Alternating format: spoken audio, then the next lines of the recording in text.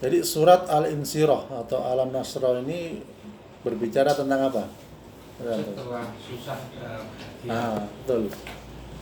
Berarti menyuruh orang muslim untuk selalu optimis. Alam nasrah laka sadrak.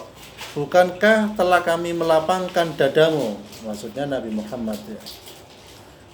Ya. Wa wada'na 'anka wizrak, dan kami pun telah menurunkan bebanmu darimu. Alladzi anqadha dhahrak, yang memberatkan punggungmu.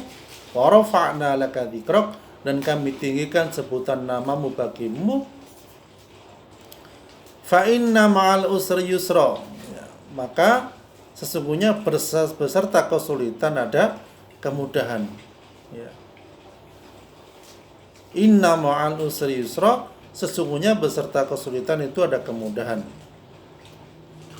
Fa idza faraghta fansab, maka apabila engkau telah selesai dari suatu urusan, tetaplah bekerja keras untuk urusan yang lain. Wa ila rabbika farghab, dan hanya kepada Tuhanmu lah engkau berharap. Ya. Jadi pelajaran dari surat ini, surat yang ditujukan khusus kepada Nabi Muhammad SAW. Jadi memberikan pelajaran kepada orang-orang beriman. Ya. Ini banyak memberikan pelajaran pada orang-orang beriman. Antara lain tentang apa? Kelapangan dada sangat penting dan dibutuhkan dalam melaksanakan kebaikan, ya, dan memperjuangkan tegaknya kebaikan dalam kehidupan. Karena dengan lapang dada, beban-beban perjuangan terasa sebagai kenikmatan, ya. Jadi ketika berjuang di jalan Allah, ya, itu akan terasa ringan ketika lapang dada. Kata sama dulu, kalau tentara yang emosian tidak bisa dijadikan pemimpin gitu ya. Malah disuruh belakangannya ya. Karena apa? Karena kalau sudah emosi untuk mengambil keputusan malah tambah kocar kacir. Seperti itu.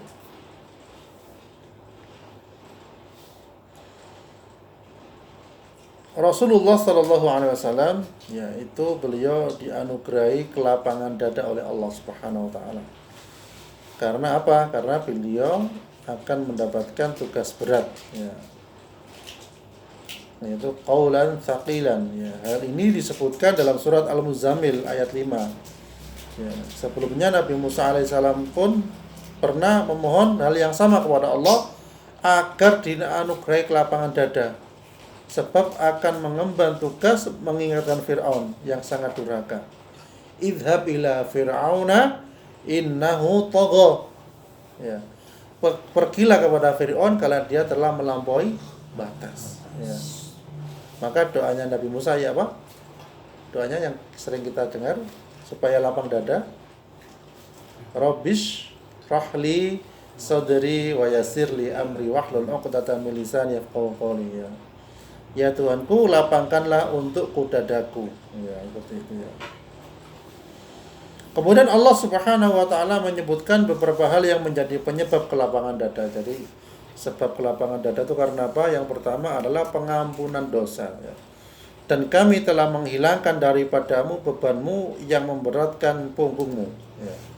Jadi At-Tabari mengutip pendapat Ibnu Zaid bahwa maksud ayat tersebut Allah Subhanahu wa taala mengampuni dosa Nabi Muhammad sallallahu alaihi wasallam sebelum diangkat menjadi nabi, ya. Dosa itu membebani manusia, menyebabkan kesedihan, menimbulkan kegalauan, dan menyeretnya pada kehidupan yang sempit, ya. Jangan dikira orang yang berbuat maksiat walaupun kelihatannya di media senyum-senyum, tepuk tangan, ya, kemudian kayaknya seakan menunjukkan kemesraan, belum tentu dia bahagia secara hati, ya. Karena bahagia itu letaknya di mana? Hati, ya, seperti itu.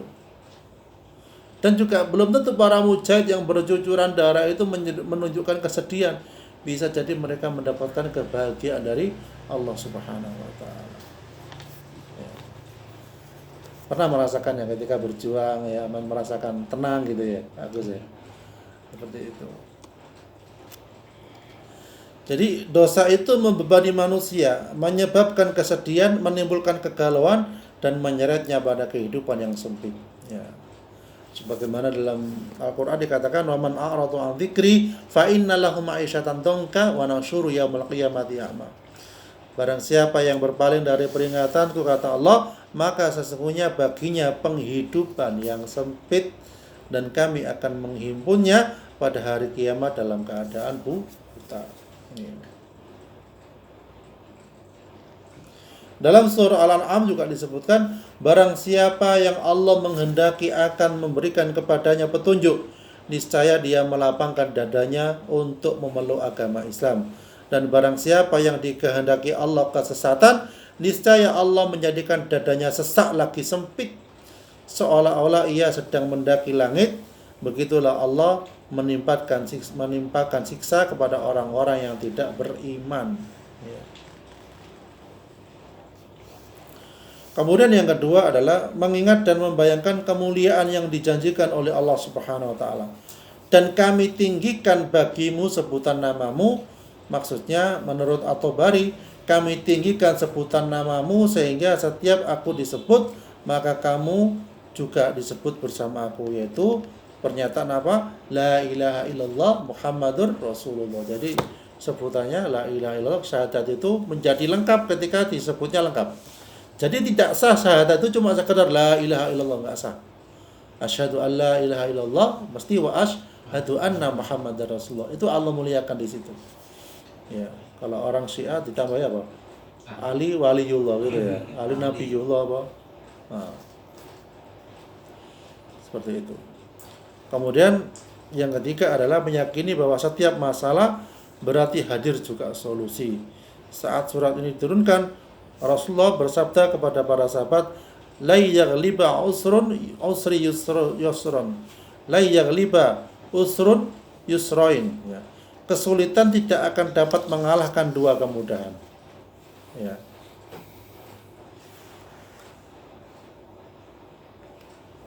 Kalau seseorang ketika di dunia ini dengan yakin kepada Allah, berusaha, pertama dengan usahanya dia belum berhasil.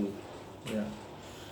Camkan bahwasanya yakin kepada Allah, inna ma'al usri yusra, bersama kesulitan pasti ada kemudahan.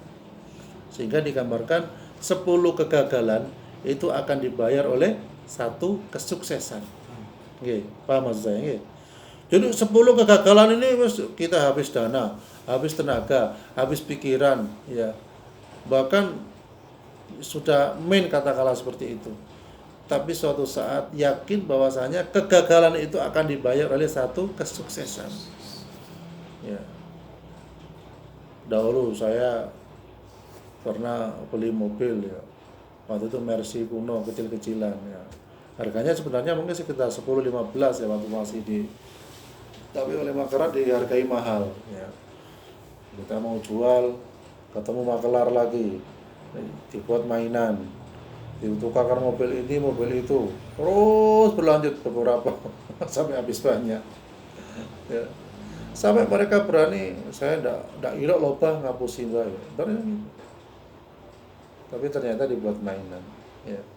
Jadi mereka rela berjanji ya, bersumpah demi Allah, tetapi ternyata masih menipu. Nah itulah makanya disebut makan kenyang lari itu guys itu. Jadi dan itu yakin inna ma'al usri yusra, sesungguhnya bersama kesulitan pasti ada kemudahan. Ya.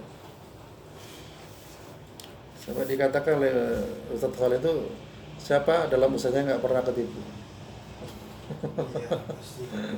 Mesti ada kan gitu.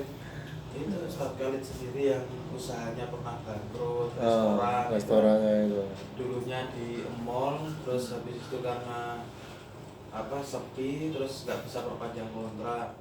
Nah beberapa hari mau tutup, terus ada jamaah itu yang mau jadi investor. Nah dia sekarang buka di luar mall. Kalau makannya ya, Insya Allah.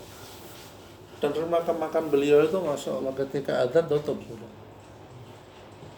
Ya, ketika ada orang mau beli, panjenengan mau nunggu silakan, tidak ya tidak apa-apa. Seperti itu. Ya. Kenapa kok tidak sip-sipan ya? Bukan masalah sip-sipan ya. Kan bisa kan ketika sholat sip yang lainnya, itu enggak. Jadi ketika sholat terus tutup semuanya karyawan sholat.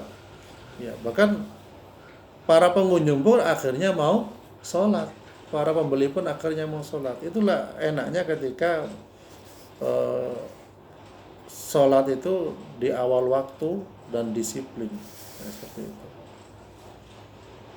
Kalau tentara mau sholat biasanya langsung ya berangkat semuanya. Ketika latihan ya. Ketika latihan. Tapi walaupun tidak latihan tetap gitu ya, disiplin ya. Ya tergantung Orangnya, komandannya ya. Biasanya kalau komandannya yang kencang itu ya masuk jamaah. Walaupun di hutan tetap sholat ya katakanlah seperti itu. Ya, alhamdulillah, insyaallah.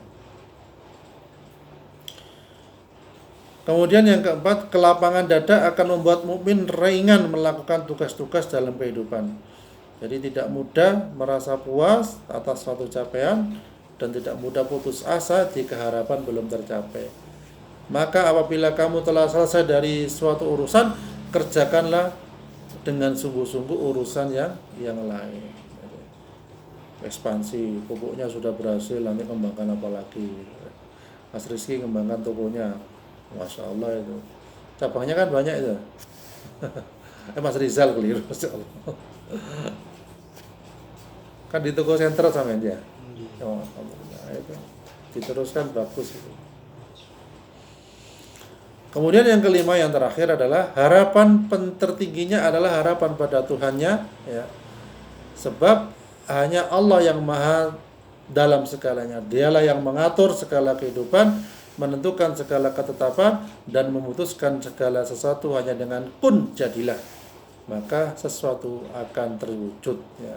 Jadi semakin besar harapan kepada Allah Subhanahu wa taala, maka semakin terhindar dari keputusasaan dan semakin kuat rasa optimisnya. Semakin kuat optimis, maka semakin tinggi kepasrahannya kepada Allah. Ya.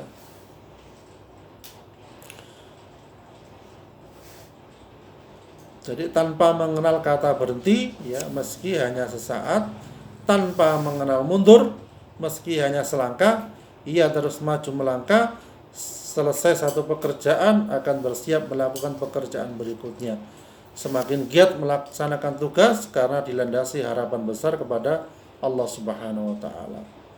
Sehingga seorang akan terbebas dari bergantung kepada selain Allah Subhanahu wa taala.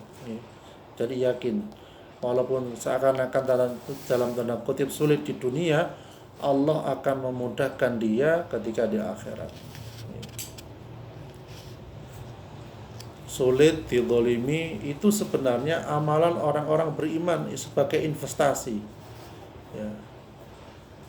Dan yang tidak bisa dibohongi adalah ketika dia mengalami sakaratul maut, ya. Ketika mau meninggal dunia, orang yang katakanlah di dunianya banyak beramal soleh, ya mungkin banyak kesulitan, tapi dia pasrah kepada Allah, insya Allah akan dimudahkan ketika sakaratul maut. Karena apa? Sakaratul maut itu ibaratnya awal, ya, ketika seseorang sebelum mendapatkan katakanlah siksaan lebih, yaitu di alam kubur ataupun di akhirat kelak. Jadi kata Rasulullah itu sakaratul maut itu seperti 300 bacokan pedang. Sekarang 300 bacokan pedang. Dan semoga kita bisa ringan atau katakanlah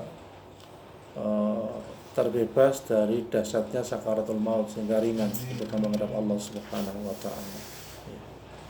Itu dalam surah Alam Nasrah nih, selalu kita optimis kepada Allah Subhanahu wa taala agar jalan yang kita lalui dengan mudah dan ringan.